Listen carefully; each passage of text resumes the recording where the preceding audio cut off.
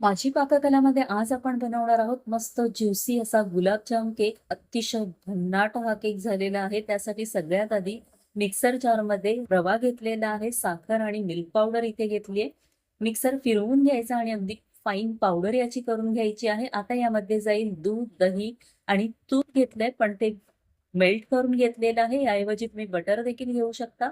पुन्हा मिक्सर फिरवून घ्यायचा आणि अगदी 2 ते 3 मिनिटात आपल्या इथे केकचं बॅटर तयार झालेलं आहे.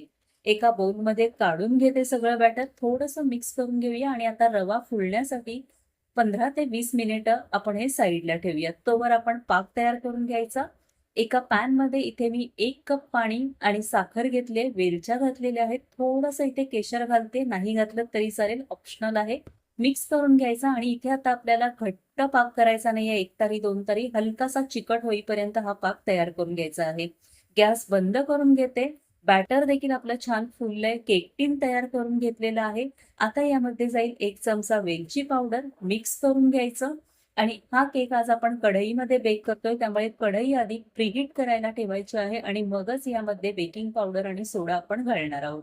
तर इथे बॅटर रेडी आहे आपलं.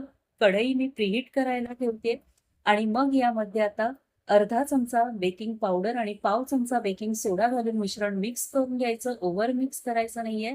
लगेचच हे बॅटर आपल्या तयार टीनमध्ये घालून घ्यायचं.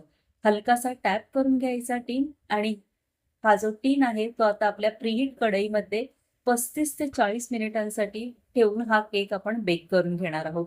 35 मिनिटांनी इथे छान असा केक आपला बेक झालेला आहे. टूथपिक क्लिअर निघाले. 15 मिनिटांनी हा केक डिमोल्ड करून घ्यायचा. याची डिटेल रेसिपी अगदी अचूक प्रमाणात माझी पाककला या आपल्या चॅनलवर आहे. खाली दिलेल्या त्रिकोणावर जर का क्लिक केलं तर रेसिपी शोधण्याचीही गरज भासणार नाही. तर इथे एका डिशमध्ये काढून घेतलाय आणि मस्त रेस झालाय. केक आपला छान फुलला गेलाय. वरनं असे टोचे मारून घ्यायचे सुरीने किंवा फोर्कने आणि पाक देखील गरम असतानाच यामध्ये घालून घ्यायचा, म्हणजे तो छान आतपर्यंत ऍब्झॉर्ब होतो, मस्त शोषून घेतो पाक. आणि इथे केक आपला जो आहे तो छान ज्युसी रसरशीत असा केक आपला चवीला लागतो.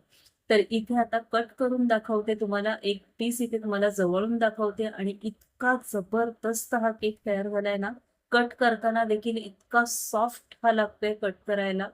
आणि तुम्ही बघू शकताय किती छान फुलला गेलाय. मस्त ज्युसी असा हा केक आपल्या इथे तयार झालेला आहे.